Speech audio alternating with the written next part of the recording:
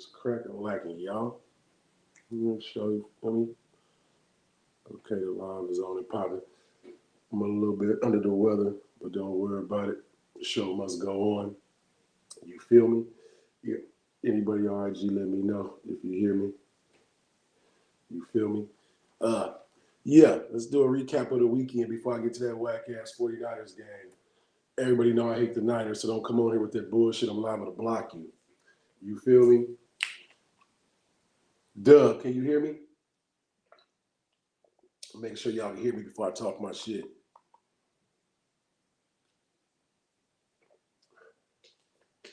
Tell Crean he was scared to bet back. That nigga was scared to bet back. Hey, the customs stickers, can you hear me? Yeah, I'm going to get to that 49ers shit in a minute. You feel me? Stay focused. Can you hear me? Let me know you can hear me, man. Can you hear me? I know you want to come in and talk your shit. I'll let you come in and talk some shit. I ain't know. I'm a hater, but I ain't going to hate on my nigga.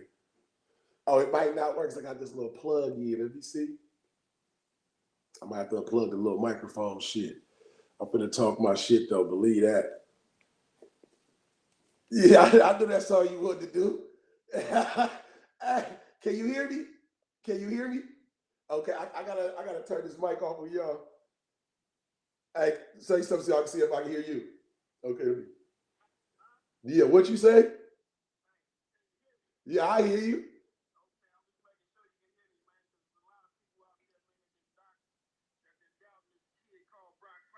Bro, that shit was rigged. That shit was rigged. Shit was paid off. I'm gonna let you have your minute before I X you out. Go ahead.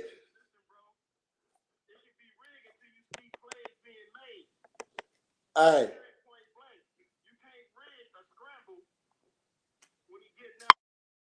Once they did the fucked up plays and gave him the momentum, it was over anyway.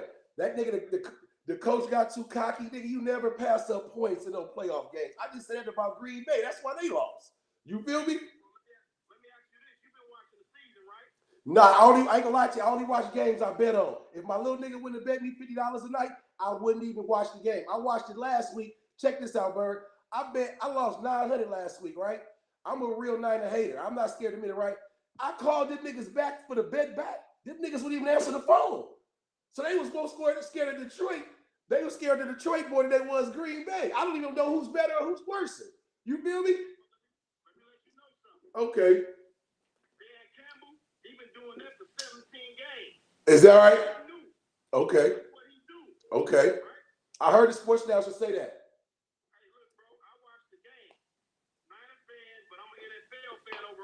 Yeah, I know you're a sports fan. Yeah.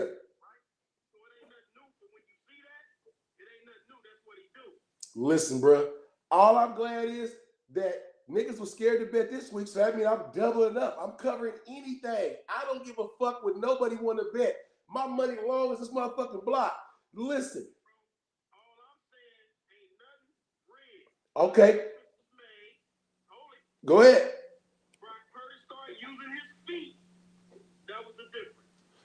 Listen, I don't give a fuck about none of that. Y'all to the Super Bowl. Y'all to the Super Bowl, right? I need to know who want to bet some money because it'd be a whole bunch of Niner fans, but there don't be no money involved. You feel me? I thought so. Yeah. Speak your truth, because like you said, yeah, you a Niners fan, but you also a football fan. So you know, like I know, you not fucking with that boy in KC. You're not doing it, bro. I'm covering all bets. I don't give a fuck if it's push-ups, pull-ups, dips, nigga, cash. I don't give a fuck. I hate niggas know since I was a kid. I hate the Niners, bro. I ain't gonna never be no love over here, huh? That hurt a little bit. That hurt me. That hurt me on my stadium. But hey, I'm putting the curse. I'm bringing out voodoo dolls and all kinds of shit. Hey, I'm bringing out everything.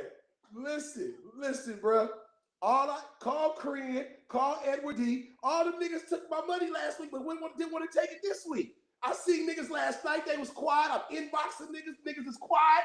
I got one nigga to bet back for $50. My nigga Trey from Pittsburgh. He just inboxed me talking about shoot that. Niggas know I got a 24-hour cool off period. You ain't getting shit in the first 24 hours. I'm still screaming, fuck your team.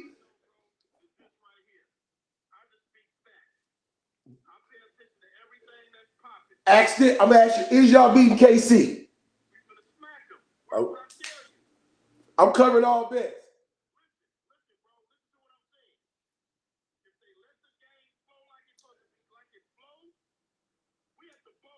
So I'm listening. I'm gonna let all you little haters come on here. Everybody trying to zap in because they know I hate the Niners, bro. I don't give a fuck.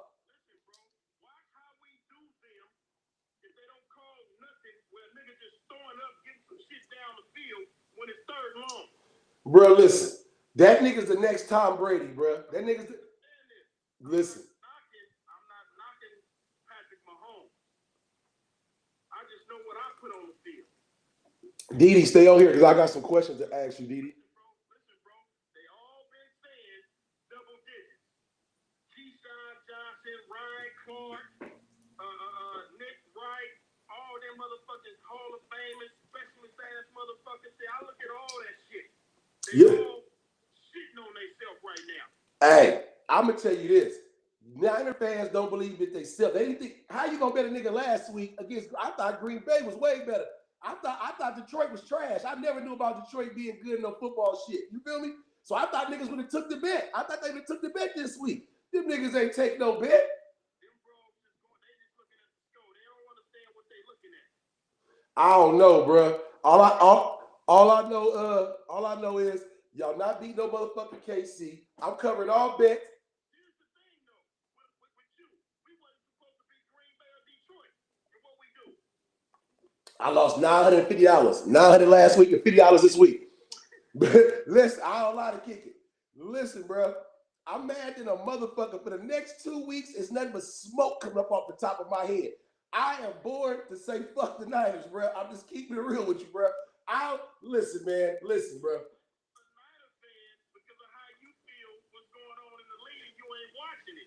You know why?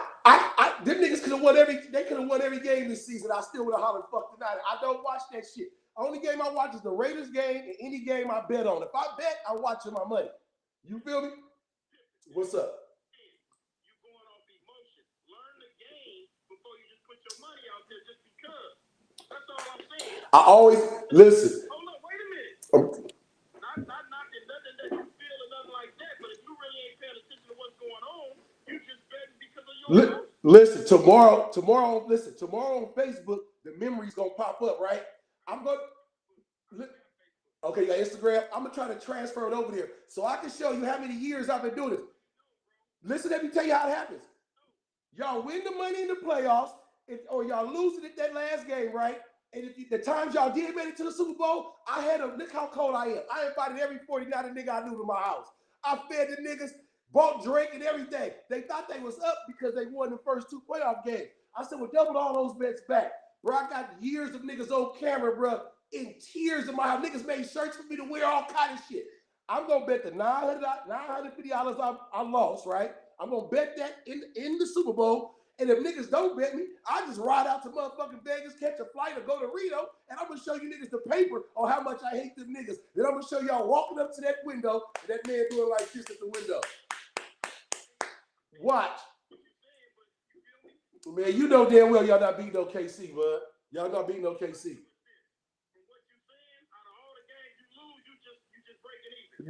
No. I doubled the bets at the end. So the $900 I lost, I would have bet $1,800.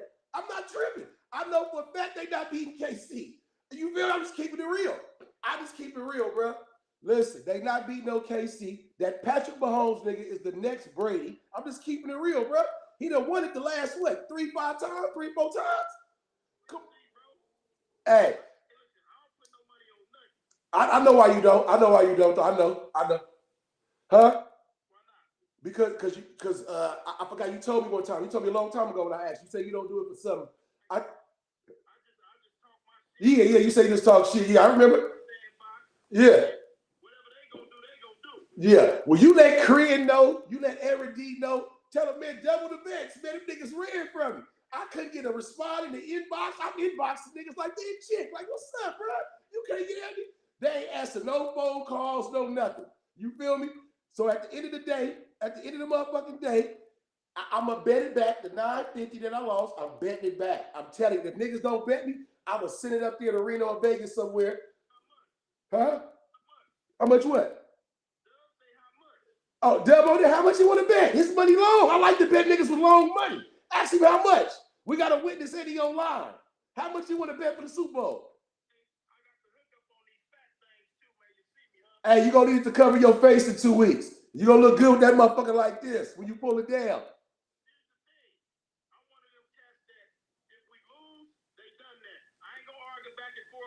Yeah. Oh, no, nigga, you on my line talking shit. I'm gonna buzz your line as soon as y'all lose. What you mean? Hey, bro, bang, bang, Niner, gang. But, hey, listen, like I said, bro, it's gonna be a wrap for y'all. It's gonna be a wrap. Trust me. You'll see. Huh? Ask that nigga Dub how much. Oh, okay. I was going to say, tell that nigga how much, bro. I ain't tripping off betting nothing.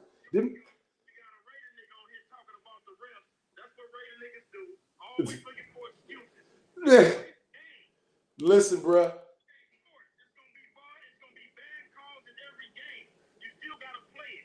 That's true. Hold on.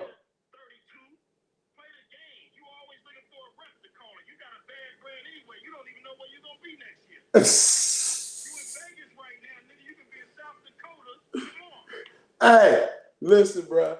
Listen, bro. Hey, he's supposed to. He a Raiders fan, nigga. We diehards. We don't give a fuck where they at. Them niggas can play in the motherfucking dirt. We gonna root for them, nigga. That's what we do. And we gonna talk shit to every team that take place. You feel me? Man, talk to me now.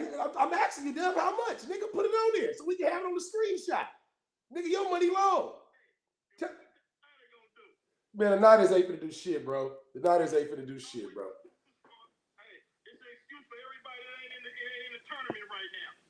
Hey, I get it, because I ain't gonna lie to you. I don't give a fuck, bro. I'm betting whatever. And then the main thing is, y'all thought it was over. I'm saying let's go into the half and make adjustments. Man, that shit was trash to me. That shit was trash, bro. That shit was trash.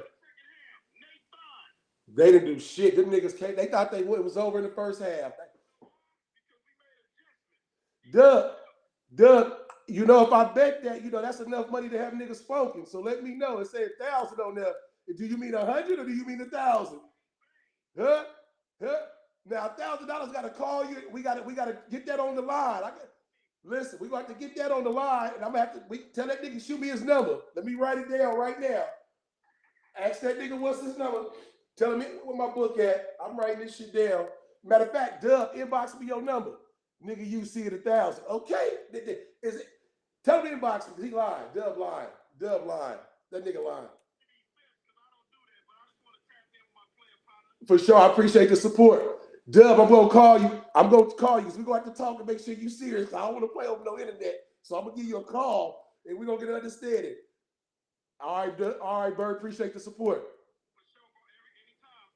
Right, love you too, fool. Later. I'm trying to let you in, Tease girl. Where you at? Fuck you, Goldie. You a Niners fan too. I don't give a fuck.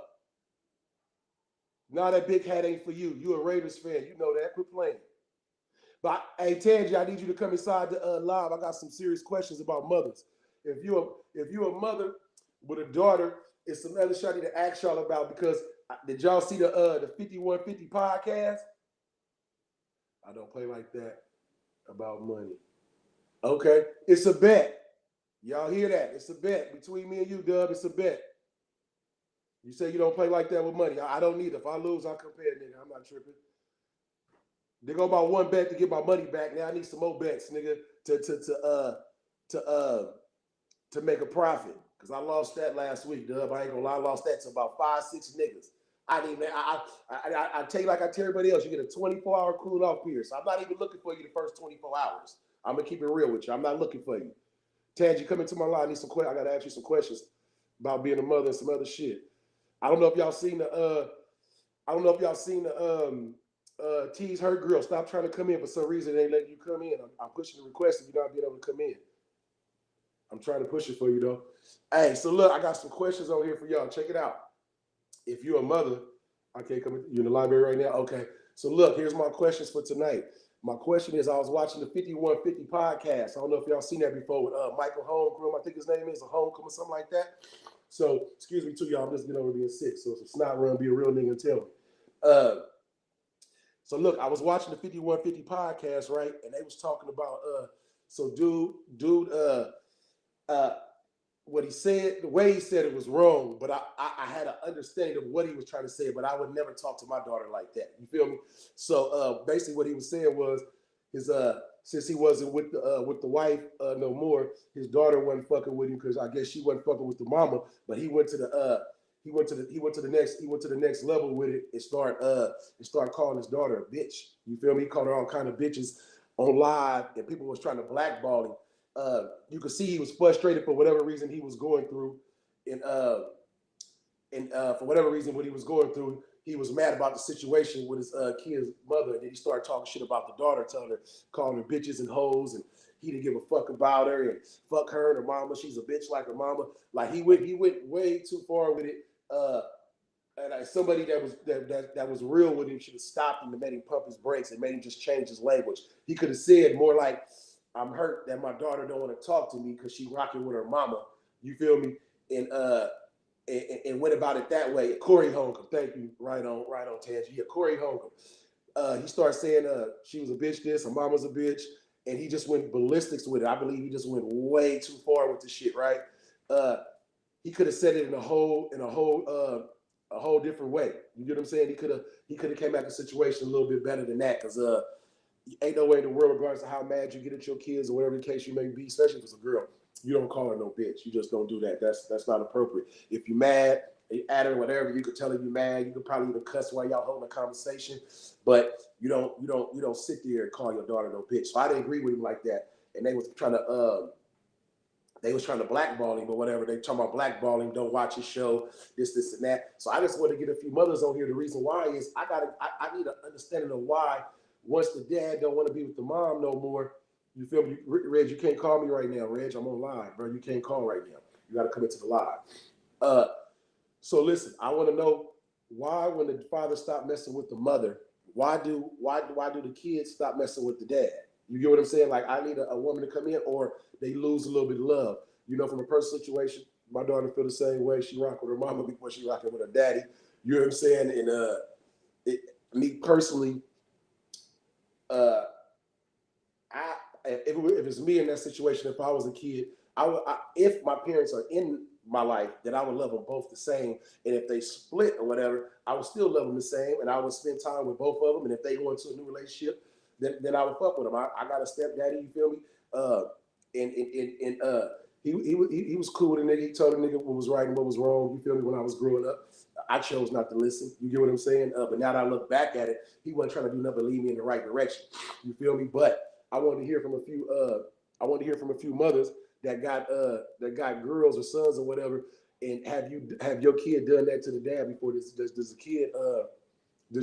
How do you feel about the kid not rocking with the dad? Because I strongly believe the mother got some input on it. You feel me? I can speak from personal experience, but I don't do that. So I speak from the Corey Holcomb situation. He just felt like he couldn't get along with the mother, and he said he didn't love her, or whatever the case may be. So that's why she a bitch and his daughter a bitch. But at the end of the day, he got to blame himself too, because you should have had no baby by somebody that you're not in love with or thought you was in love with, and you shouldn't have had a baby by nobody you weren't willing to try to work the shit out with. You get what I'm saying? As far as the relationship with the kid goes or whatever. Now, when the kids, don't talk to the dad or whatever, they don't know how that makes the dad feel, because at the end of the day, if I'm in your life your whole life, and then you become an adult or a teenager or whatever, and I ain't rocking with your mother or whatever, why would you Riri, come into the line so I can ask you some questions? Why you can't tell me, basically what I'm saying, you can't tell me that the mother is not having some type of influence on the child not talking to the daddy once they separate. I just can't see that not happening. You get what I'm saying? I know for a fact they got some input on it, whether it's good or bad, they got input on it, but I believe that the mothers ain't rooting the dads on once they not with the dad no more. You get what I'm saying? They're not saying, oh, you still want to spend time with your dad cool, your dad did do this, even though it didn't work out. You know what I'm saying? You should still rock with your dad or whatever the case may be, right? And go live with Missouri. So I just want to ask a few mothers, how do y'all have a situation? Have you been with somebody and have you been with somebody and separated and had a kid involved? And what did you do to make sure that the mother and the father and the child was still having a good relationship? You know what I'm saying? Like because it's a lot of, like I said, it's a lot of fathers out there. We hurt. You know what I mean? We hurt because at the end of the day, we love our kids more than anything. And if it can't work out with the mom, you feel me? Then they should have some type of understanding. And me personally, I would never stop. How can I put it? My kid's mother. How would I put it? I would never stop respecting their mother. You get what I'm saying? Because she laid down and blessed me with a kid. You get what I'm trying to say? So I'm not gonna never take that from her. But at the same time, I would hope that she would, in return, would tell my kid, you know, hey, your daddy a good dude. You know what I'm saying? You should go over and give him a chance. Don't judge him by what we going through. You know what I'm saying? Because as soon as the kids see the mom and dad have an argument or disagreement, they automatically go on the mama's side. And like, that's not cool at all, because the dad had put in all this work for you to say, oh, I don't want to talk to you no more. You know what I'm saying? Like, how is that cool? You get what I'm trying to say? And I just wanted to get a few point of views from a few of y'all, man. I want to talk to some mothers about this situation. Oh, you busy, Riri? Okay, but yeah, I just want to talk to a few of them. If you can go, I don't know how to go live on this one right here, but if y'all can see something right here on this on YouTube or the Facebook one, y'all try to send a message real quick, because I'm on this new little system or whatever where I'm broadcasting from all of them all at once. You get what I'm saying? And I need some input on this, because I felt bad for the man to sit there and call his daughter all kind of bitches like that, because I knew it came from pain. You feel me? Because I done been through it, but I don't give a fuck how much pain I have from my kids not rocking with me or rocking with me as much as they did, because I'm not with their mother no more. You get what I'm saying? So at the end of the day, I would have never, first of all, went public calling my kids mama no bitch, and I most definitely ain't going public calling my daughter no bitch. You get what I'm saying? But like I said, there's a but there, because I do understand this pain when you sitting there trying to sit there and have a relationship with your kid. You know what I'm saying? And they not rocking with you. You know what I'm saying? Like, that shit is painful. You get what I'm saying? So I need to know, because like I said, I've been through those situations, and I love my kids. You feel me? And I got love for their mamas. You get what I'm saying? So I don't feel that way as far as calling them no bitch or nothing like that, because I'm not calling my kid's mama no bitch. That's just out the question. Everybody that had arguments or relationship where you didn't use the bitch word or whatever the case may be, but to sit there and disrespect your kid's mother in front of them or to them, you feel me? I'm just not rocking with that. So I was really just trying to get some input, y'all. I'm trying to see how it worked. This shit bring y'all in. Like I said, I was a little under the weather, so the nigga nose running or something like that. Y'all don't trip. But so yeah, y'all talk to me about it, man. And what I'm gonna do is, cause y'all go on this right here. So yeah, I just want to know, man. Y'all give me some feedbacks in the comments, in the chats, or whatever. What would y'all do in that situation if your kid is sitting there? Not rocking with the other parent because they not with the parent no more. You get what I'm saying? Because at the end of the day, I feel like you can still parent your kid even if you're not in no relationship with the parent. You get what I'm saying? Why y'all can't still, I'm even at the point if they small kids. You get what I'm saying? I feel like if you go into a relationship with somebody else and they know that you got kids, or if they got kids, you got to have understanding both ways, because it might be like a school event or a birthday party and they want both their parents there. They might want to stand and take a picture with both their parents. Like, that type of shit, you got to be a bigger person. I feel like you got to be a bigger person. You can't be sitting there, hating on the situation and nothing like that just because. You get what I'm trying to say? You're not with them no more, And I personally, you feel me? If my kids wanted me to partake in something with their parent, because you only live once, and you got to remember, those kids can't come back and re-get those memories, and they can't come back and live that moment once you're gone. So anything my kids pretty much asking me, I would try to do to let them know I love you regardless if I'm with your mama or not. You get what I'm trying to say? So I'm just trying to get some input on that, and I'm probably gonna because I'm on YouTube too. I don't want to go off this YouTube one because it's kind of lit on this one. So look, I'm gonna go off this Instagram. Everybody that's watching me on Instagram, go ahead and go over to my Facebook page, and I'm gonna go live from a different angle so I can bring some people in. So if you're on Instagram right now and you watching me, go to my Facebook page. I'm gonna go live where I can bring people in, because right now my other thing, I only can broadcast to all y'all at once on YouTube and all that. So I don't want to get it up. And if you can, go on YouTube and watch me. Pop me up on your big screen, man. I want in_ENT. I want in_ENT. And hit the subscribe button. You feel me? Rock out with me. I'm just doing this shit for fun. Bring y'all some Sunday entertainment. Fuck the 49ers. I don't want to hear no more about that shit. I got a serious bet. You feel me? And that's what I'm focusing on, the Super Bowl. I don't give a fuck about nothing else. I'm just keeping it real. Fuck the Niners. It's going to stay fuck the Niners. It's Raiders all day. You get what I'm saying? And Kansas City better beat y'all ass for this money I'm finna bet on these motherfuckers. You feel me? So I'm going to go over here on this motherfucking, if you on Instagram right now, go to my, well, hold on. Maybe I want one. No, here you go, Dub. I'm trying to invite you in, Dub, so you can talk your shit. Yeah, I want to talk to some mothers too, though, man. Under the radar. Come in for a second so I can ask you some questions. Are all y'all busy? Y'all must be booed up. Y'all just like watching the show? I would check it out. I'm finna go on Facebook so I can bring some people in. So if you're on Instagram, go over to Facebook. I'm gonna close this one out real quick and go over to Facebook.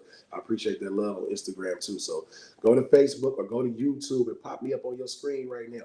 Look for I want in_ENT. You feel me? It's the big homie over that on IG, and I'm finna go to this Facebook shit. So if you're on IG, go to Facebook. All right. If you're on YouTube, man, I appreciate the love, man. Everybody that's watching, man, if you could share it, I appreciate it. You get what I'm saying? And I'm trying to get my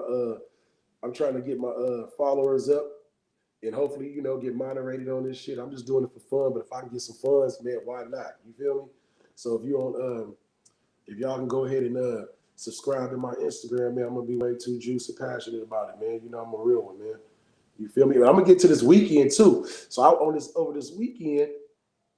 I said what I said. Okay, tonight. Okay. So go live. Bam. All right, now y'all tap in on the Facebook. I could take y'all in on my other phone because I just did that real quick. So look, as far as my weekend go, man.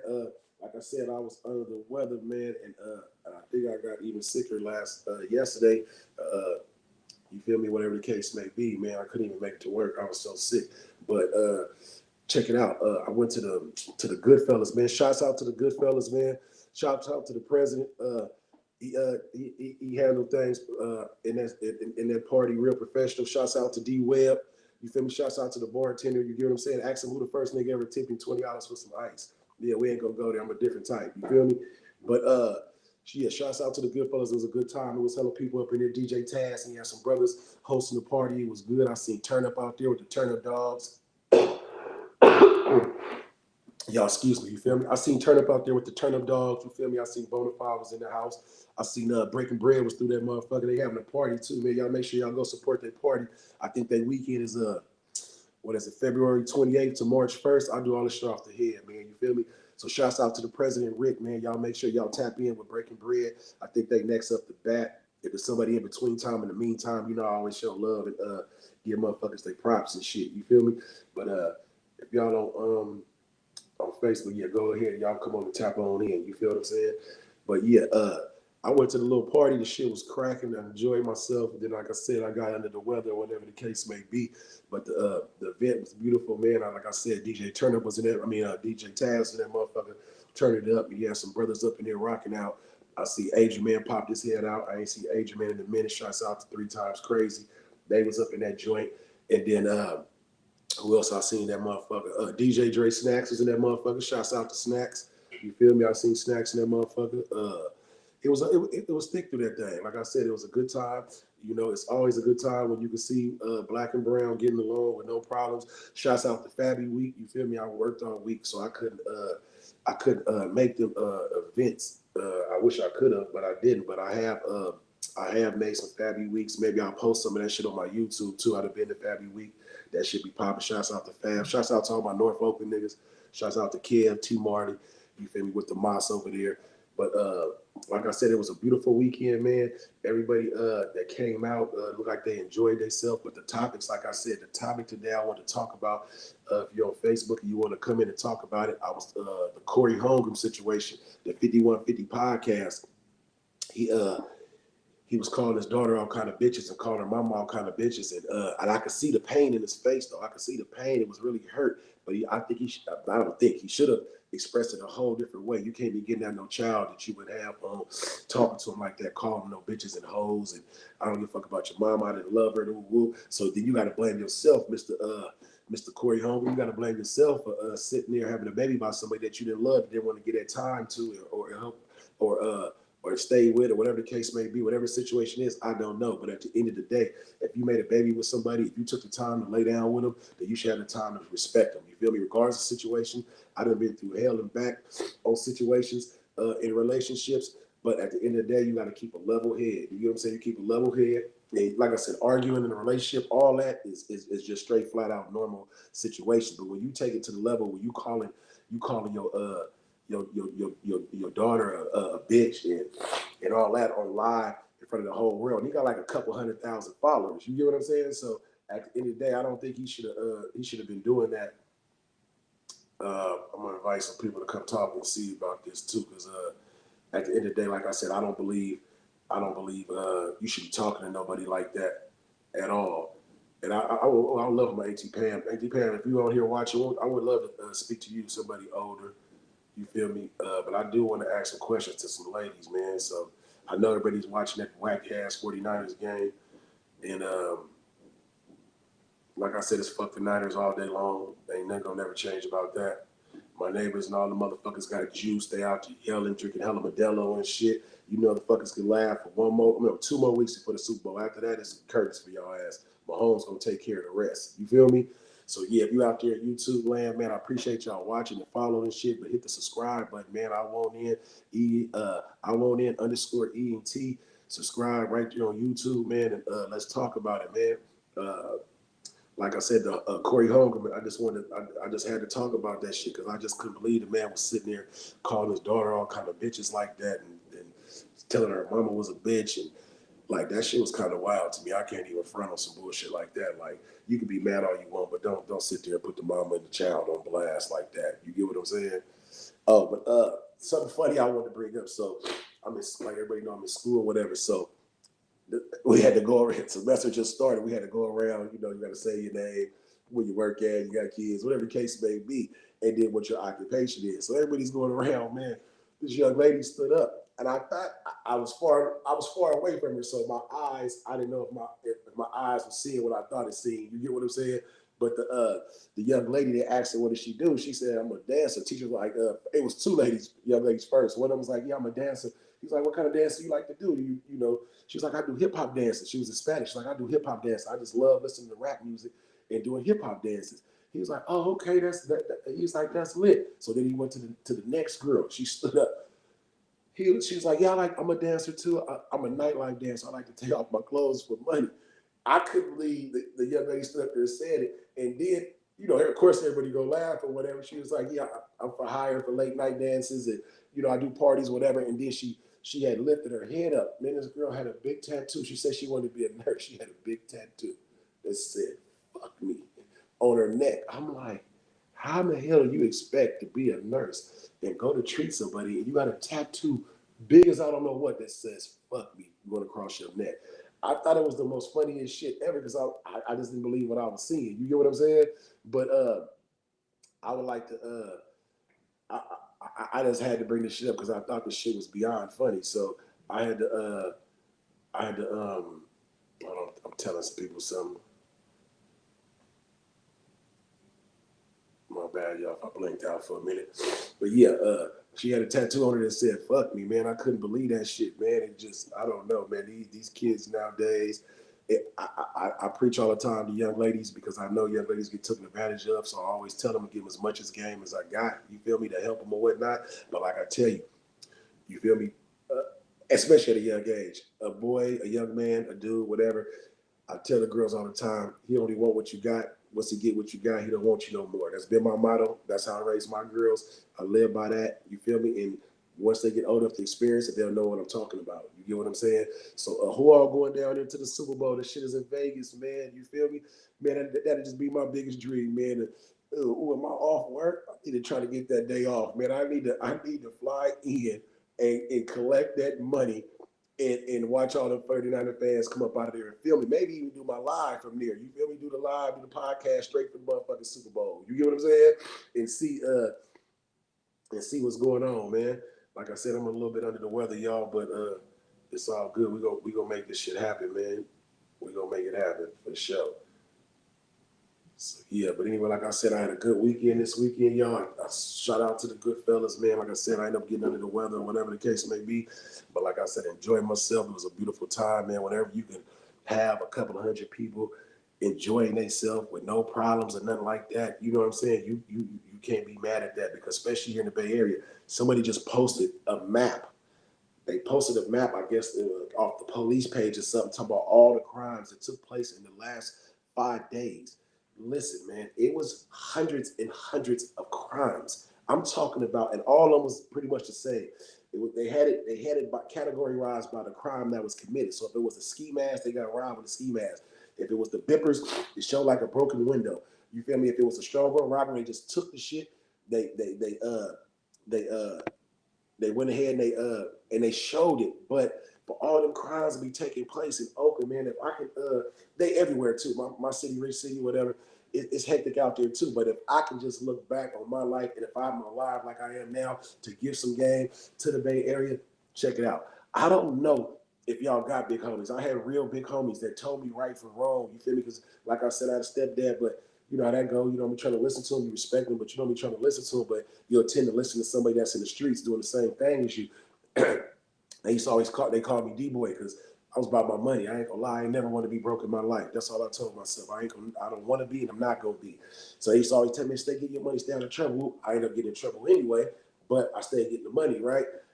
This is what I would look back and say to myself if an older me could talk to like something's popping up on my screen, body found in the water in Oakland. Like, this shit is getting crazy, bro.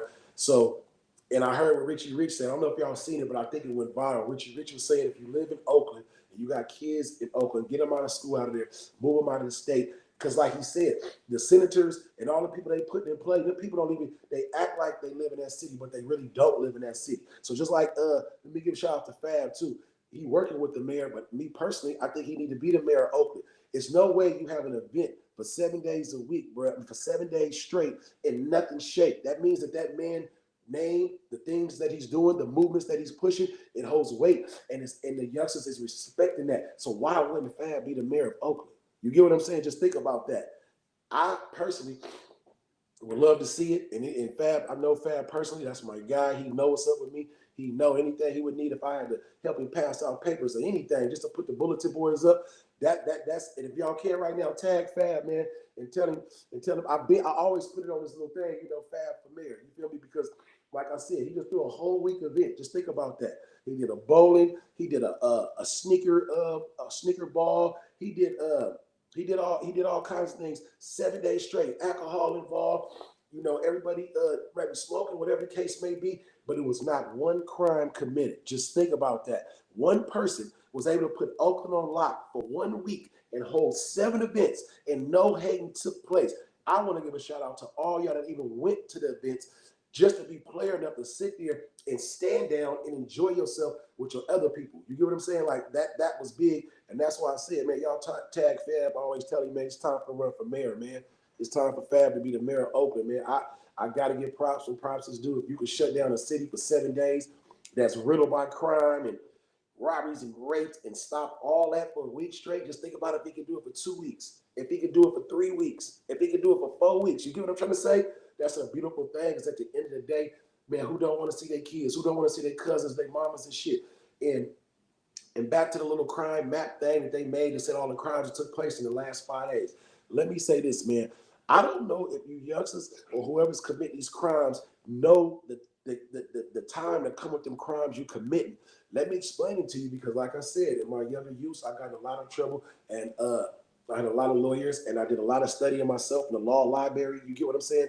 To knowledge myself, to teach myself how to read and write and graduate. I taught myself that myself. I don't get nobody props for my education and what I'm doing but me. You feel me? So me saying that, I learned about the time you're going to get for them crimes you're going to commit. You get what I'm trying to say? So if you sitting there, let me just explain something to you. It's different crimes or cases they're going to give you off of one crime. Say you rob somebody, right? Bam. Whether you say you don't rob them with a gun, but you hold them against their will. You run in their pockets. You and your partners do it, and you don't let them move 1 feet away. Guess what comes with the robbery? Now you got kidnapped. Kidnapping started at 10, 15 years. I don't know if y'all can lay down that long for that, just for that little 150, 200 in the pocket. Check this out, my sister, bro. Let me say another thing too, cause she work in Oakland. You get what I'm saying? I ain't gonna say where, cause I ain't with that. But she works at a restaurant that's been robbed. She been at gunpoint twice this week, bro. Twice this week. My sister been robbed at her job, and she tells me the little youngsters didn't get nothing but $300 the first time, $150 the second time. So you telling me that you went there and just took the registered money and you didn't even go try to get no safe or nothing? I'm not promoting nothing like that, but I would think if you motherfuckers that done to take $150, so for that gun that you put at her face, this is what people fail to realize. When you rob somebody, anybody that's standing in that area that's in that robbery, that's standing behind that register, when you go to jail, they charge you for each separate count for each person that's in that building. You get what I'm saying? So your one case that you think you're going to get the strong arm robbery, you're going to get that because you put the gun in their face. That strong arm robbery with a firearm. The firearm going to carry more time. The strong arm robbery going to carry more time. And then everybody inside that place that you robbing, you're going to get a separate amount of time for each one of them. So all I'm asking is you think before you do something. Remember this too. This is another one of my favorite sayings.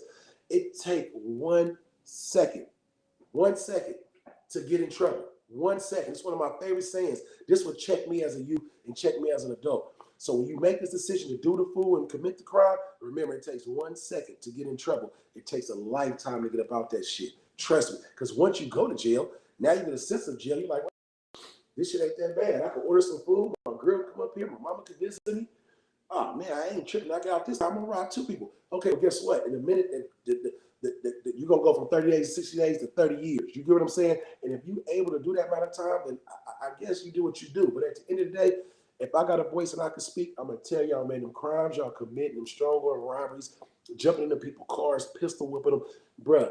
That little $100, that little $150 you getting, that shit is not gonna add up to the time you about to get. You get what I'm saying? And then if you do it with somebody and they get away, or you get away and they get caught, they're gonna tell on you. That's like the biggest thing right now, snitching. So if you commit that crime with anybody besides yourself, it's probably a 90 to 99% chance that you're gonna go down. You see what I'm saying? So I'm speaking because at the end of the day, as we get older, you feel me, and we start becoming a better person, we have to check ourselves and we have to give back the game to the younger youth so they don't make the mistakes that we made and get all this time. You get what I'm saying? So at the end of the day, y'all, man, take what I'm saying very serious. You feel me? Very serious, because take what I'm saying very serious, because you get in that trouble, bro, and you go up in there. Like, I had my brother on the show last week. If y'all need to check it out, shouts out to Spikes, man. I had him on the show. The man going on year number 22. Just think about that. And that's just the time that he's doing now. You get what I'm saying? That's 22 years ago. He was doing time before that. Now he done wising up. He trying to wake his game up. He trying to cut back and get back to the community. You get what I'm saying? So, but look how long it took for him to get back to the community. You get what I'm saying? If you're not ready to sit there and do that kind of time, man, then you shouldn't be doing that kind of crime, because, man, they're going to stick it to you, bro. They're going to stick it to you with no ifs, ands, buts about it. They're going to give you that time, and it's up to you. It's up to you, bro. So I'm just preaching today. You feel me? Because I believe it need to be said, because when my sister called me, man, talking about she was at gunpoint twice in 1 week for $300 and $150, let me be honest with you, bro. See my nose, bro. I told you I was sick. But let me be honest with y'all. If you could sit there and take the time out to sit in front of a place of business to rob somebody for $150, you should have enough time to file an application and go get a job, because a job going to pay you more than that within a couple of hours, even if you find a job for $20 an hour. So you commit a crime, peep game. I'm going to break the math down for you. You commit a crime, you get $150. You walk out that door, you get caught. What if you got the gun in the hand and it's one of them actors that just want to kill you? You get what I'm saying? He's going to blow your motherfucking head off. You get what I'm trying to say? You gotta think about that, bro. You gotta think about that. Now you done came out with $150. You see the police, you get nervous, you ready to put the gun down, but they think you still got it in your hand. So now you blow your head off. Now you dead over $150. You get what I'm trying to say? Or maybe the person behind the register tired of getting robbed. You go rob somebody's business, they got a gun, you get killed. Here's the difference, man. You can go sit there and go to work, bro, and in one day you can find a job that's $20 an hour. That's $160 in 1 day. You get what I'm saying? You ain't got to worry about the police. You ain't got to worry about none of that shit. You get what I'm saying? So at the end of the day, though, if you commit that crime, bro, that $150 for a strong arm robbery right now in Oakland, I'm just estimating. When I was growing up, bro, they was giving us 5-6 years for the robberies. So now I could just imagine what they're giving you because there's so many crimes taking place and the police tired of it. So once that judge see you, he don't think that you just did that one robbery. He think you did all those robberies in Oakland. You get what I'm saying? So therefore, they're gonna try to stick it to you every chance you get. You're like, nah, I'm gonna set an example with you. So something that you probably would have got 6 months on, he's gonna give you 6 years. It shouldn't take that long for you to correct your wrongs, man. So, like I said, I got an open door policy on this podcast. I said what I said. It is what it is. I ain't got no problem helping no youth, bro. I'm talking about, bro, I'll take you, help you fill out the application. I'll help you fill that motherfucker out. I'll take you to the job interview. I'll get you a little button up to walk up in there. I'll give you the spiel I used to get jobs when I was younger. Bro, I'm willing to do that. There's a whole bunch of more people like me that'll do that I know. You get what I'm saying? So I'm just asking y'all right now in the Bay Area, man, just stop with the bullshit. It ain't even no money in the streets. If you still in the streets, bro, ain't no money in those streets, bro. I'm just keeping it real. The money you is getting, somebody plotting on you to take it from you. You get what I'm saying? And best believe it's probably the person right next to you that you keep saying your day one that you a kill over. Whole time he gonna be the one that kill you once you get a little bit more money and you don't share it. Just that, bro. You finna fuck with somebody raised from the dirt. Look at prime example, Young Thug, the rapper. This nigga best friend, nigga that he done slept in the room with, a nigga that he sat here getting Rolls Royces and Bentleys and big Rolexes on his wrist. I went to the boy page. The man was living like he was the man. He was living like he was the man. The man got on the stand. I don't give a damn if he's snitching a little bit, if he mumbling when he talking to the motherfucking prosecutors, he's still snitching. You get what I'm saying? The man is still snitching. So at the end of the day, bro, you gotta pay attention to what you're doing and who you're doing it with. If you sitting, like I said, committing crimes with somebody, bro, they finna tell on you, bro. Ain't no doubt. If you go to jail with 3 motherfuckers and one of them been in trouble already, so that means he got a history, so he finna get him some time. You get what I'm saying? You got a motherfucker on their first case, he finna get a slap on the wrist. That motherfucker that get the slap on the wrist, I guarantee you everybody finna take the stand on you, bro, and point that finger at you. He was the one that did it. He the one had the gun. He brought the gun. He did this. He did that. So, man, all I'm asking, bro, is that you pay attention to what you're doing out there in them streets. Especially, I pray for the Bay. You feel me? We gotta turn this shit into some type of way. That's another thing. All you this is two reason why I don't really give too many I don't want to use the word rappers or moguls or any of that type of shit in the Bay. The ones we grew up listening to and all that shit. I really don't be feeling what's that shit called when they get rich, they always try to do the nonprofit thing and say this is who foundation. They're supposed to do this and that. Man, check this out, bro. I'm in the Bay Area. I ain't seen none of them foundations outside of Fab. I ain't gonna say outside of Fab. It's quite a few more, but just Fab right now because it's his week or whatever. But I ain't seen too many of them people that's having all that money that we was listening to and jamming to and rocking to growing up. I ain't seen them coming back, but I just rode through, just went to a funeral, my homegirl Ross funeral. I ain't been on the south side in a minute of Richmond. You know what I'm saying? I ain't got no reason to be over there, to be honest with you. My folks that is from over there, they not even over there no more. So I can see them outside of Richmond. You get what I'm saying?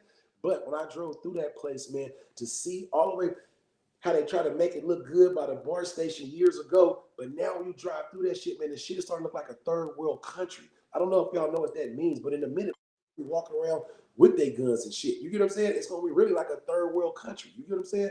So all I'm saying is, bro, take your time out. Shouts out to the Hispanics, man, that sit on these corners selling these hot dogs, bro, these motherfucking chips and sodas and shit. I'd rather see my peoples doing that shit than sitting here committing crimes for nothing. You get what I'm saying? I got a hot dog. Matter of fact, I got a hot dog stand right now. I'm willing to let a couple use that motherfucker, put it right outside where I'm at and sell hot dogs and make them some money. Whatever the case may be, I always try to give a little lending hand when I can. You get what I'm saying? Especially to the youth, like I said, because at the end of the day, when you get behind that sale, I'll never forget, like I said, as a younger person, I was in trouble. So I've been through the Byron's Boys Ranches. I've been through the Martinez Juvenile Hall Detention Facility. I've been to the California Youth Authority. You get what I'm saying? So every time I went in them places, I used to get mad at myself. Nobody else. I'm just keeping it real with you. I get in front of that mirror and be like, man, how the hell is you doing this? You got to figure out a way to stop this. And that's why I'm preaching to the youth today, man. Check it out. It's a way to stop it, bro. The same amount of time you put in committing them crimes, pick up the motherfucking, now it's Google. When I was looking for a job, I was in the newspaper. This how far it's go back. You feel me? Pick up Google, pick up your phone, man. Google jobs. And if you so desperate for money, where you need the money right then and there, bro, I'm gonna tell you, I got out the youth authority. Let me tell you how cold my game is. I got out the youth authority, stayed with my mama, I think, for like a month, and my granny for like a month. I took home all that welcome home money that everybody thought I was gonna be D-boy again.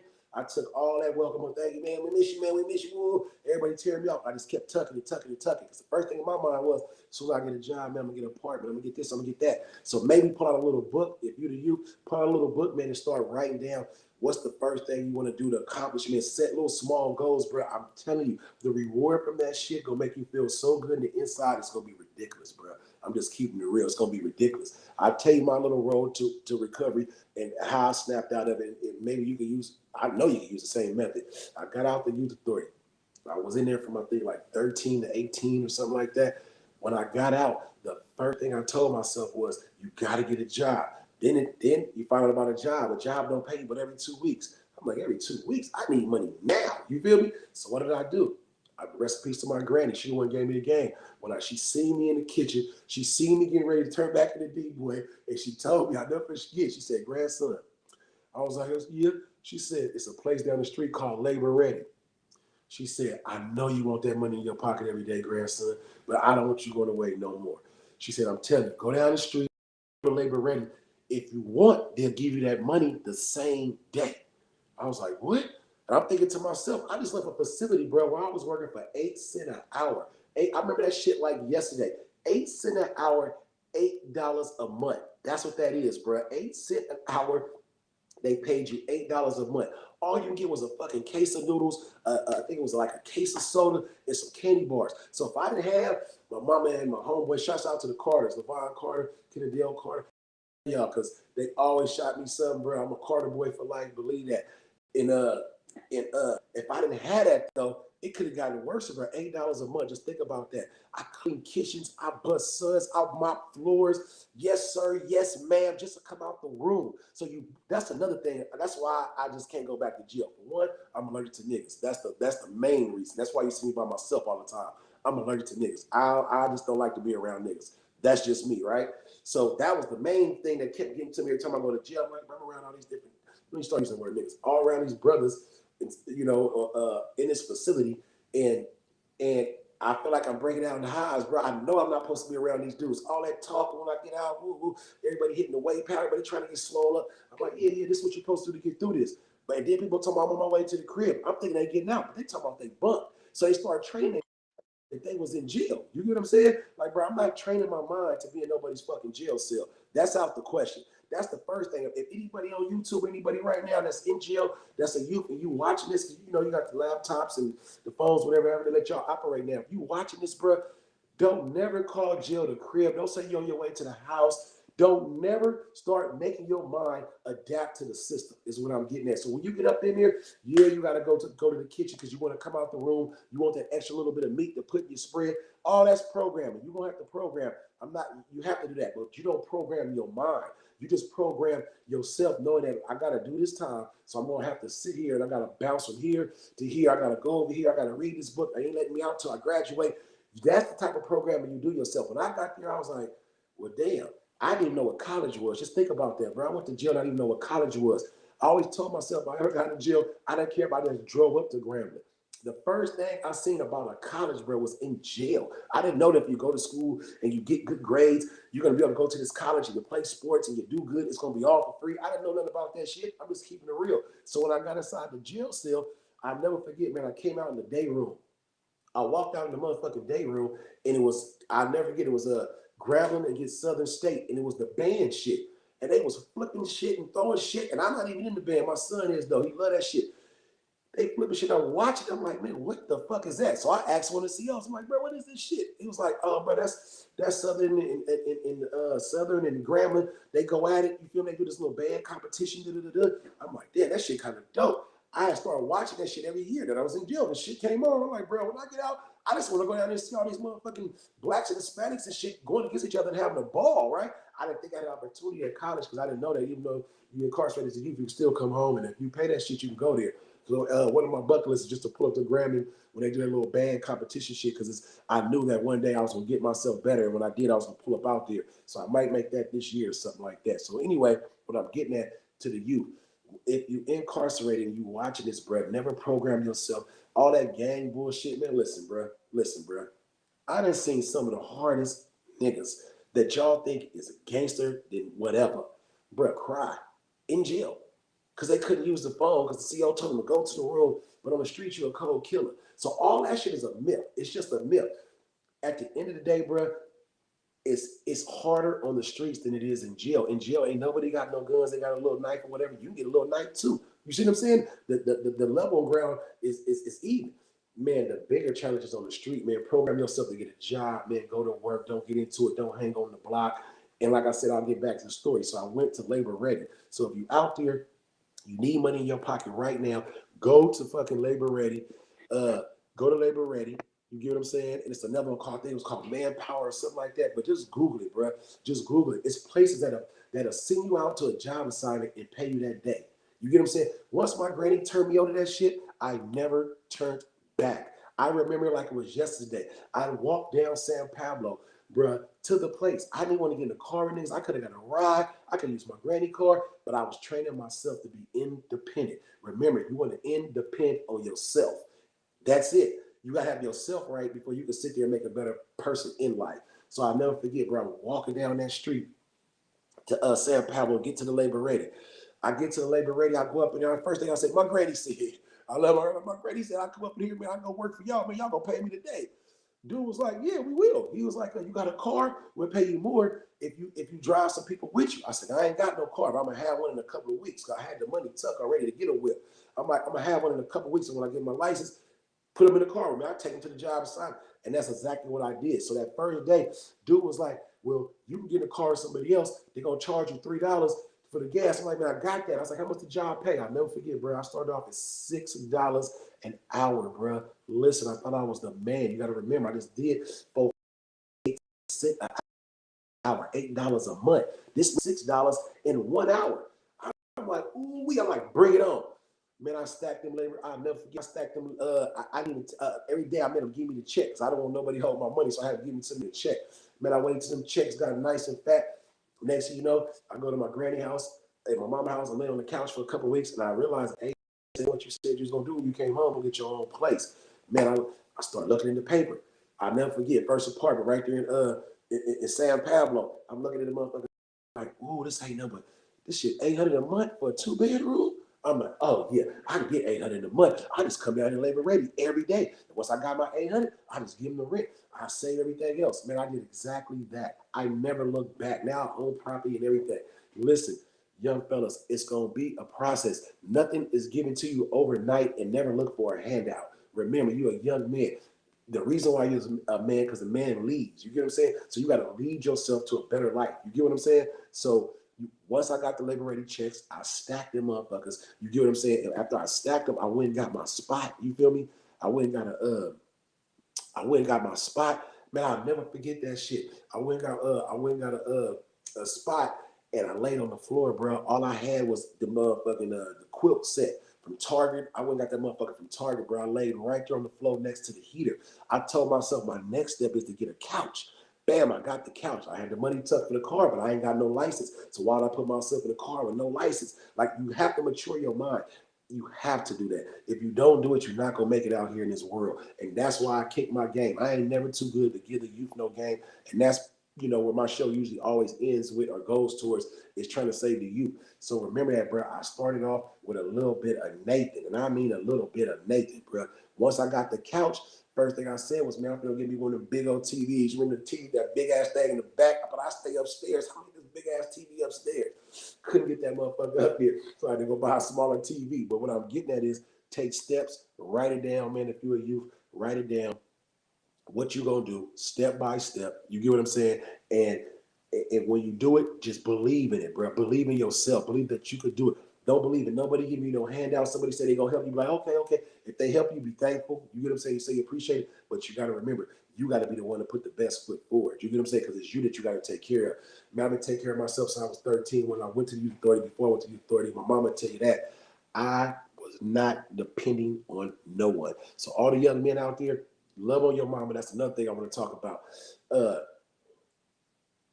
The youth now, bro, for some reason, they ain't got no respect for their mama for whatever grudges they holding against them or whatever the case may be. I want to speak on that for a minute. Check this out.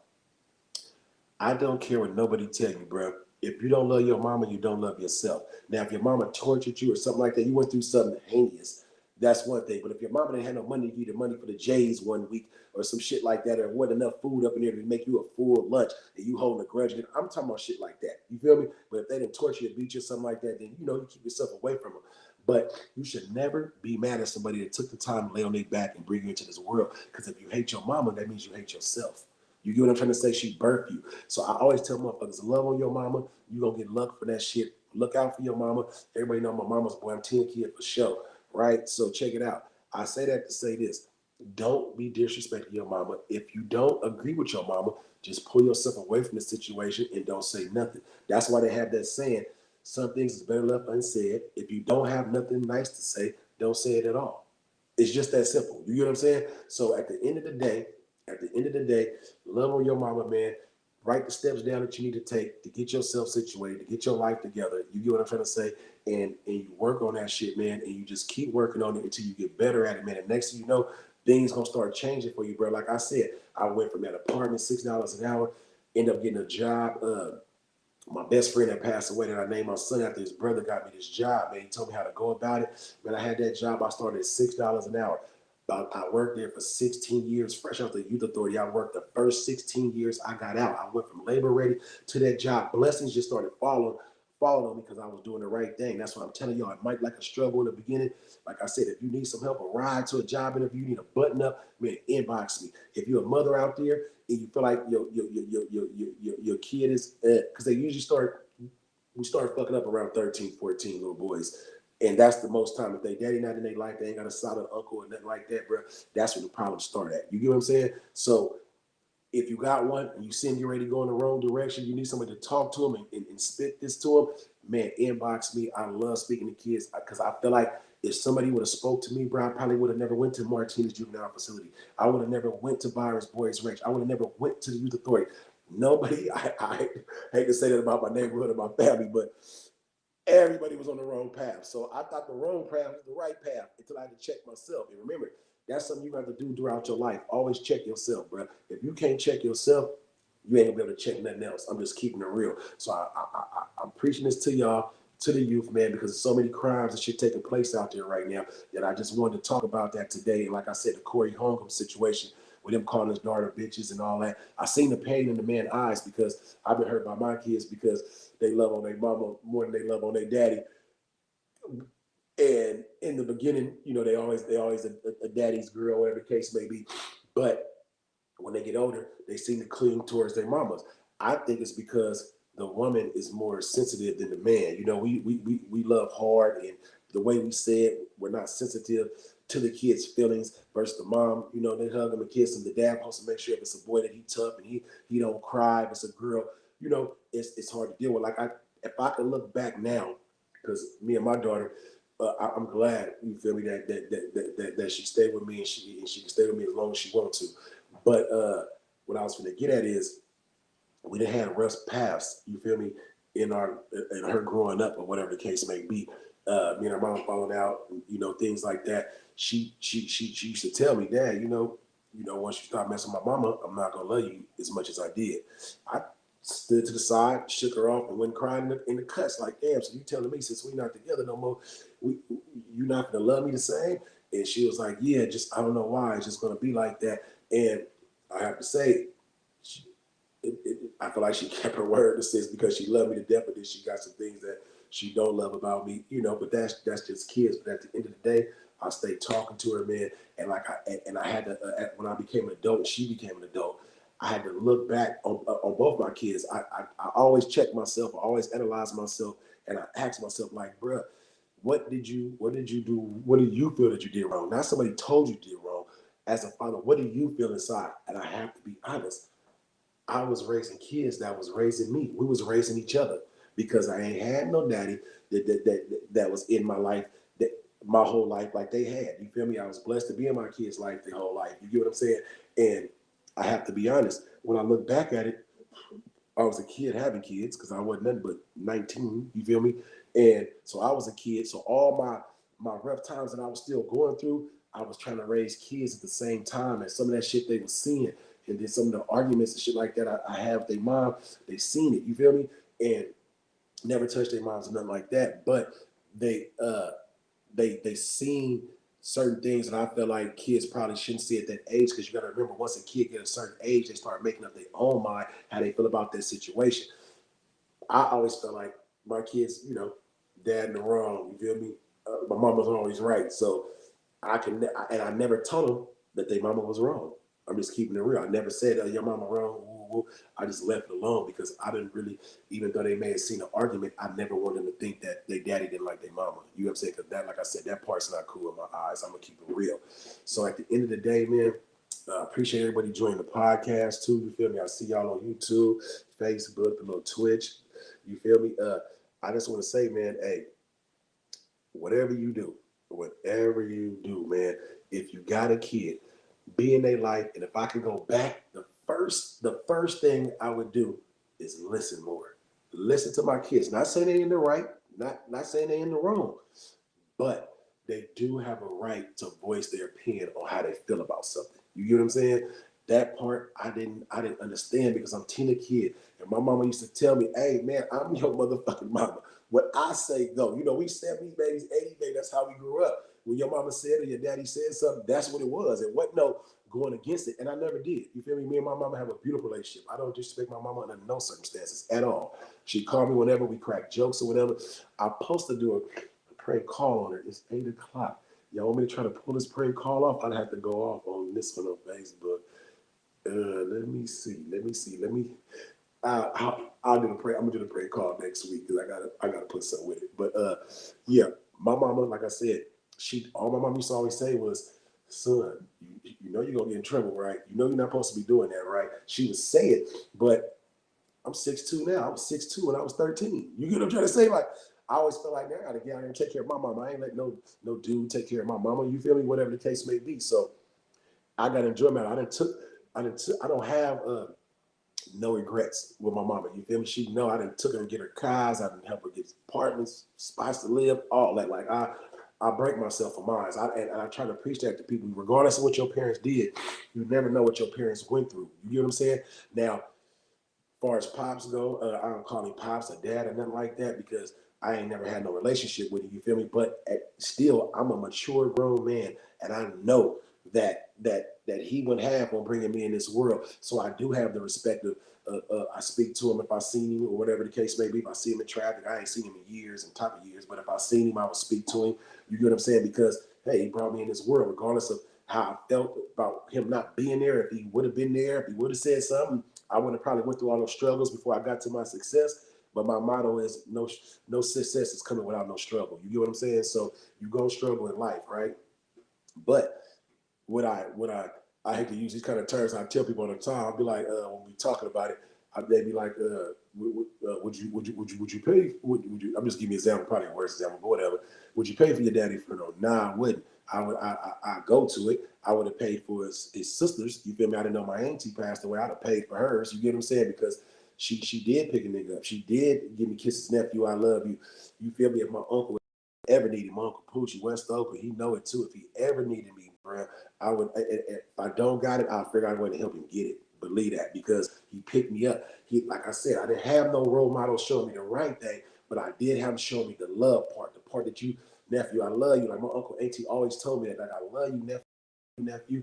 And I had the chance to go back and give my uncle his roses for doing that. I tracked down, you feel me? And he'd tell you, I tracked him down, and I tracked him down at a time when I was doing real good in life, and I wanted to bless him. I wanted to do something for my Uncle Poochie, West Oakland, you feel me? Acorn. I wanted to do something for him because he did pick me up every weekend like I was his kid, like, and it was crazy when I look back at it now. It's like, damn, that was dope. You feel me? He didn't have to do that. Uncle Poochie got hella kids, and I feel bad that I don't know his kids, and we all stay right here 20, 30 minutes away. Some of them grown, some of them got grandkids. You feel me? Shout out to my gospel side man out there West Oak. I don't know what y'all doing, but y'all can always inbox me. I don't mind speaking to y'all, build a relationship, but I know everybody grown, everybody, went their ways with their parents, whatever the case may be. But I'm gonna tell you a story about my Uncle Poochie. So I went looking for him one day, just on my heart. I was like, man, I'm finna find my uncle because he stay in traffic. My uncle don't believe in cell phones. Like he a different kind of put an APP out on him. I tell my mama, because my mama always been close. I tell I ended up finding his wife. Shouts out to Felicia. Felicia was always nice to me. You feel my uncle wife, yeah, they still married my uncle wife, Felicia.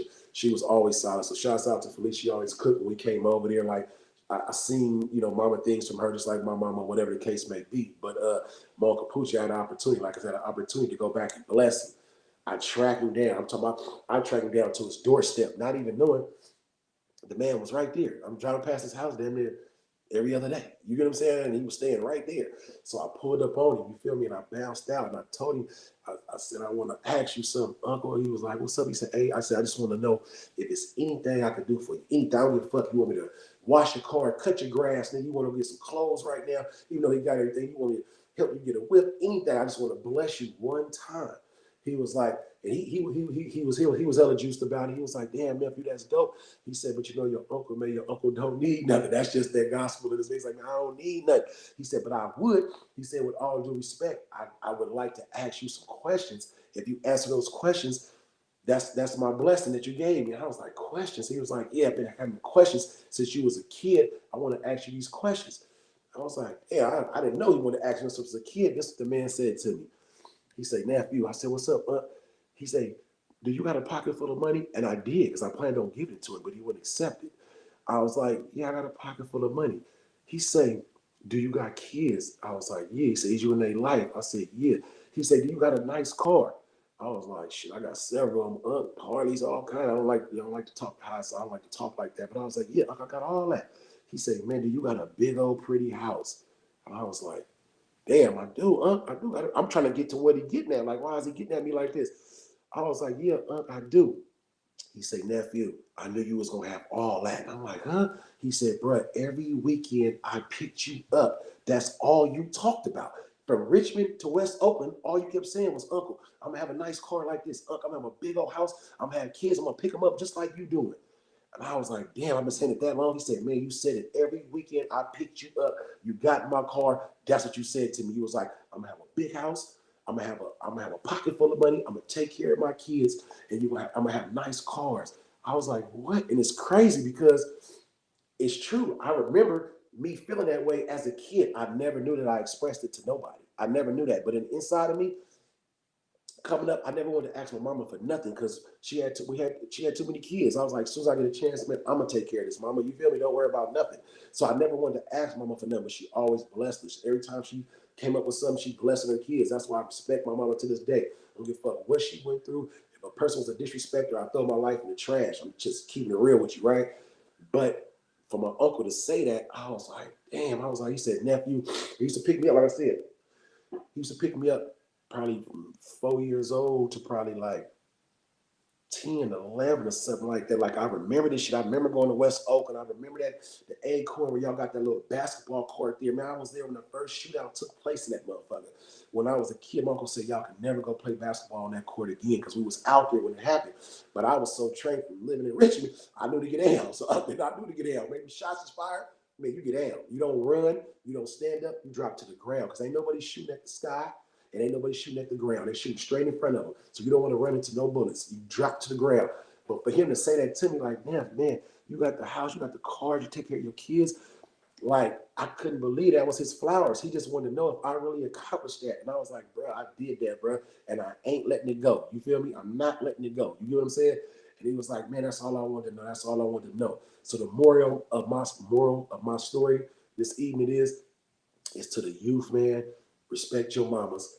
If you're going through something, man, you need to talk to somebody. Tap in with me. You feel me? Like I said, I'm in school to be a social worker. So I'm going back to get back to my community in the most critical way I feel like I can. Because as a social worker, you get to find out where the outlets, to help the people, the programs, how you get them funded, how you get them housing. Bro, I would love to do that, bro. I'm just keeping it real. I love to take my people's the answers to their questions because they not doing that for us, man. It's all these these schools I'm reading this shit now, and it's like damn, you offer this. I didn't know you offered that to you.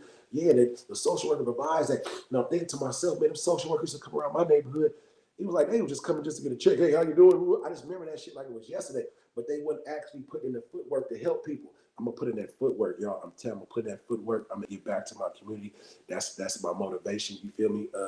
To do, and that's what I'm gonna do. So I appreciate everybody that tuned in tonight. You feel me? I didn't bring nobody's into the live because I just wanted to kick what was on my mind with the Corey Holmgren shit, with the him calling his daughter bitches and her mama bitches and all that. Because I didn't, excuse me, like I said, I'm sick, but fuck this polo sweater. I just wanted to, I had to touch on that, man. I can't believe that somebody would sit there and talk to their daughter like that. Like I said, me and my daughter, she grown now. When she started getting 16, 17, we had arguments. You know what I'm saying? Like, but I ain't gonna, shit, tell you, I ain't calling my daughter no bitch. Like, that's out the question, bro. I didn't respect that when he said it. I did respect the pain that I seen he was in, because like he kept saying, man, I did this, I did that, I did. But now that I look back at it, well, guess what? I did all that shit for my kids too, and they love their mama more than they love their daddy. I'm just keeping it real. But I look back at it, I should have been doing more of this than this. You get what I'm saying? I should have been listening to him instead of buying him shit. I should have opened up my ears like, I call her baby girl or little girl. That's what I call her. Like, baby, I should have been like baby girl. Anything you want to talk about, and I do it with my niece now because I got custody of my niece, so I got another opportunity to raise another girl. So I ask her all the time, anything you want to talk to Uncle about?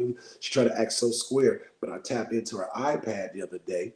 You feel me? And she had some pictures on there with her little homegirls at school, and it was nothing wrong with the pictures at all. But I've never seen my niece try to do her little cute side, or I think she'd be around Uncle, she'd just be nervous because she know that Uncle not going for that. You're not wearing them small ass shorts. You're not doing. I do it just like I did my daughter as far as that part go. You feel me? I tell them to cover themselves up all the time or whatever. So I never got to see her like doing her what little girls do, their little kisses, they put up their little deuces and shit like that. And she finna go to this Valentine's Day dance, and I told her she ain't going nowhere without me. I'm the chaperone, the same shit I did to my daughter, right? But now I have the listening ear. So now I know that I ain't supposed to be going to a little Valentine's Day. I went to everything with my daughter. You ain't going to no snowball. You're not going to no prom. You're not going to none of that. If I can't post up out front, if I can't come inside, if I can't chaperone you ain't coming.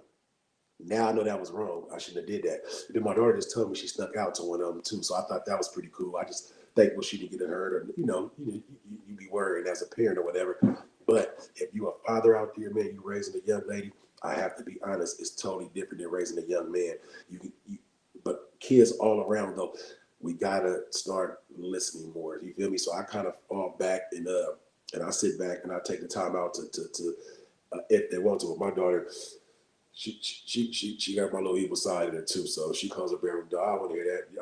I'm older now. Don't come here with that baby and shit. Like, she ain't trying to hear that. You gonna go buy me something? She gonna keep me spicy. Like, she'll send me on a mission to go get her some food or something like that. But she ain't trying to hear Pop's war stories no more. She's like, I'm grown. I made it out now. And her favorite line is, I don't have kids. I'm not a prostitute. I'm not on drugs. I got a job. That's her favorite thing. So she feel like she checked off all my things, so I should be sweating her about nothing. But the moment she walk out the door, I straight push up on her. Man, where's you going? I'm grown. Man, where's you going? Girl, where is you going? So she messing with some little dude. I'm doing a little investigation on him right now. I ain't been able to track him down, but she says she's not gonna tell me to a serious. But I need to know, regardless in the dating stages or whatever. I need to know, because at the end of the day, little girls don't know it, but you should let your dad know who you talking to. Real talk, because it's just a protection thing. He ain't trying to ruin what you got going on. I did when she was little. I was ruining all that. 17, 18. Nah, this nigga ain't right. He got to go. Now he got to face on your mother to love. He ugly. I ain't have no ugly grandkids. Like, I discourage her in every way. So that's why as she's been adult now, she ain't brought no youngster around me at all. She about to be 24. She like, no, Pops. When I feel like it's serious, then I'll introduce you. So I gotta respect that. Do I want to respect it? Hell no, I don't want to respect it. Hell no, I want to know now who you talking to. But she ain't going for it. She ain't playing that. She got me in her, so she like, get out my face. But I have a niece now, but I've been raising for over 10 years, and I sweat her like I sweat my daughter. But I put the listening ear there, and she sent me a little Valentine's that I need $10 to go to the party. Well, who you going to the party with? What did you wear? What's going on? That's none of your business, Uncle. I said, but wait a minute. All these father-daughter dances I've been to, now I can't rock out that you in junior high. Not happening. I'm like, damn, okay. So the listening ear is what I'm talking about. I got to give her a little space, her a little time to mature. If she slip up, of course, you check them on whatever the case may be. But I was going into it with my daughter like straight negative thinking. No, no, no, no. Everything she asked me, no, no. Can I stay night up? No. Can I go? No, no, no, no. And that's why I think she give me a hard time now because I just sweated the shit out of her. I'm just keeping it real. I did my little sister the same way. I try to get the sisters to come in, but I think they owed off that Grey Goose, so they ain't even came in or whatnot. But yeah, I appreciate everybody that tapped into the podcast. I hope it was enlightening to any youth that's watching or any parent that speaks to their kid or don't know how to speak to them. Or hopefully this can open up some doors for you to talk to them, because kids is hard to talk to. And I just made this whole topic tonight about kids because the Corey Holmes situation like that threw me off. Like I said, I looked at it two different ways. I looked at it with the pain in his voice, and I looked at it with the understanding that that he was going through it. You get what I'm saying? And I understand. Hold on, y'all.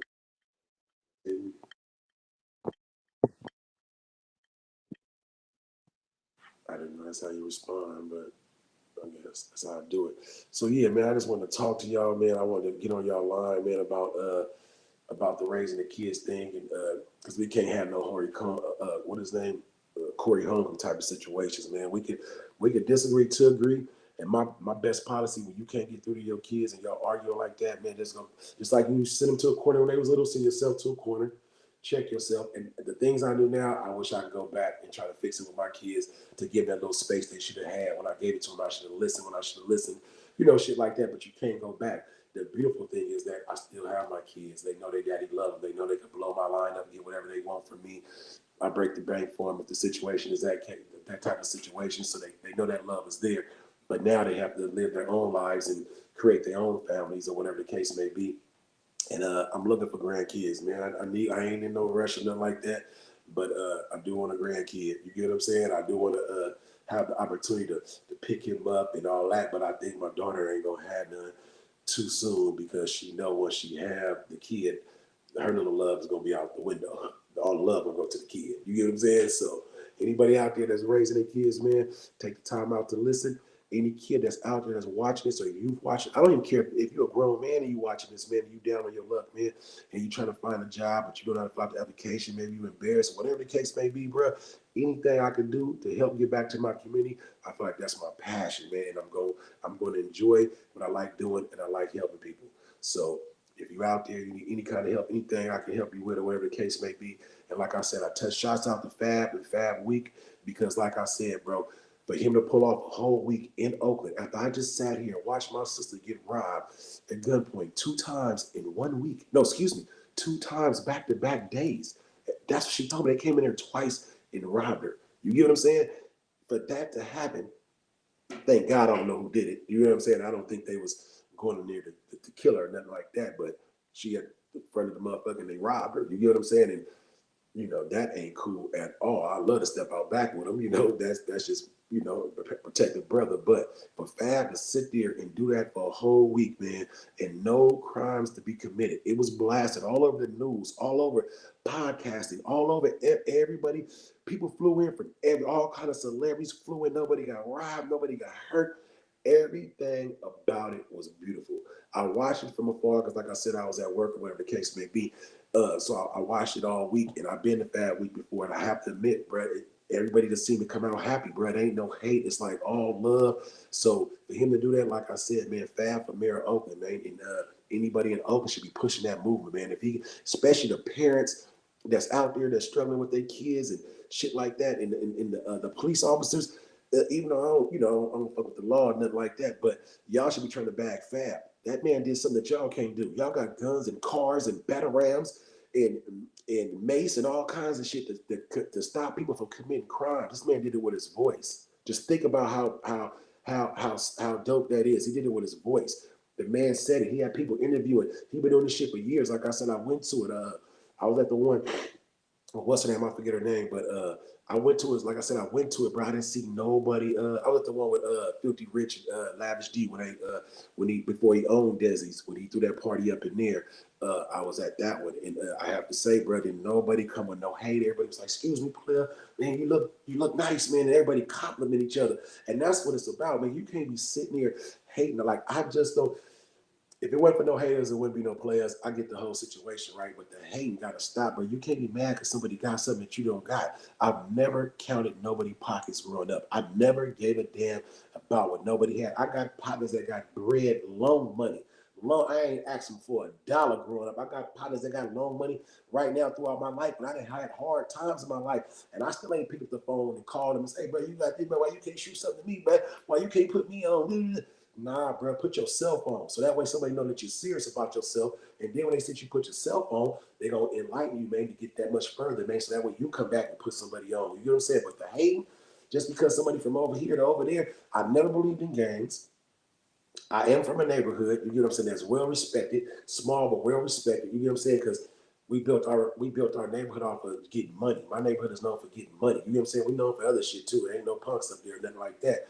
But we didn't go out looking for a problem, man. That's where our heart was not at, man. We weren't trying to start shit with people. We weren't doing none of that, man. We was out there getting money.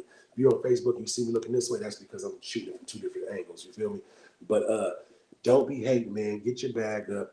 If you need help, man, reach out to somebody. Like I said, if you're in the Oakland area, I know for a fact, bro, I can speak on it without even speaking to him. You put up the fab, man, and said you need a job, bro, or need help out an application. That man is educated, bro. I know he'll sit down and fill out that application with you online. I do the same thing, bro. We got to save our kids and our youth because ain't nobody else doing it, bro. They're trying to lock them up, throw away the key. You know what I'm saying? So if you're coming home from the penitentiary, bro, you've been down for 10, 15 years, man, get to helping them youth, man. If you need help yourself, bro, you need a ride to get a job interview. That's the only time I really like being around niggas is when we trying to do something raw, positive, take kids fishing or something like that. But to hang out on your block with you, bro, I don't give a fuck about your block. I'm the first one to say I don't give a fuck about where you from. I don't give a fuck about none of that. I judge a person on their self-being. I don't give a fuck if your hood is deep, because cowards running packs. I'm big on that movement. You feel me? Cowards running packs. And I'm gonna always push that movement. You feel me? So if you can't stand alone and stand strong, I don't even respect you. You know what I'm saying? So everybody that's out there that might be having a little bit of bread, man, I ain't gonna even lie to you, bro. I'm thinking about somehow, some way, man, where everybody, let's all pitch in. It ain't gotta be nothing but a couple of hundred, like 200. Maybe we can get like, man, because like I said, I know Fab to do it. I can speak on certain people. I know who else to do it. AP from Breaking Bread to do it. Uh, my nigga Shine from the Wise Guys. Man, we need to put like a couple hundred together every month, maybe like $200, bro, and get a big ass building. Throw some tables and chairs up in there and start reading and writing with the kids. Put a little fucking basketball court that motherfucker, and show them how to. Because my thing about school is, even though I'm in school, I don't feel like you should be able to have to go to school for like a physical trade, like building a house and construction, and you have to go get the license for this. Nigga, what? Google show you everything, man. I can learn from Google, man. Well, I gotta go down here to the city and get this from me and get him some money about my business. I never understood that part, but that's how life is set up. But we can get the brothers ready, the youth ready, read some books with them, show them how to get a job. And like I said, I might work on that on the backgrounds. I can't say I can do it full speed right now because I got a lot of things going on. So I will help for us fill out application. Brothers come up from jail, buy you a button up, something like that. But we need to get together, bro, and get a building. Let's rent a building, man. And we could use it for multiple things. Like we could maybe go down to the mayor's office, man, and make them give us one, bro.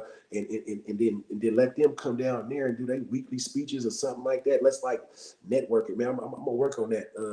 I'm gonna work on it, see what I can pull off by the summer, man. I'm gonna talk to some city councilmen right here where I stay at. I own property out here, man. I would love to bless the community with some shit.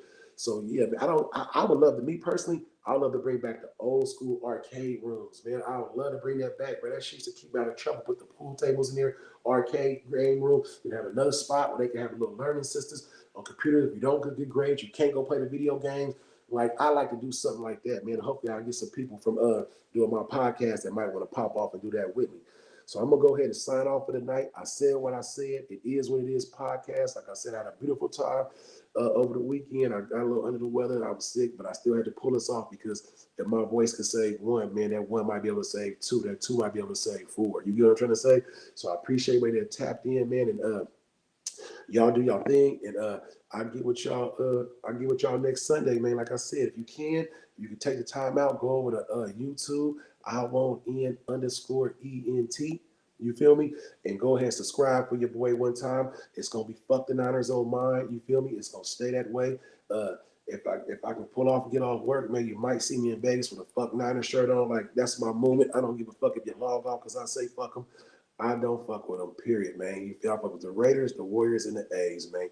I said what I said. It is what it is. They're big homie, man. I'm over and I'm out, man. I appreciate everybody that tapped in, man. One love. Boom.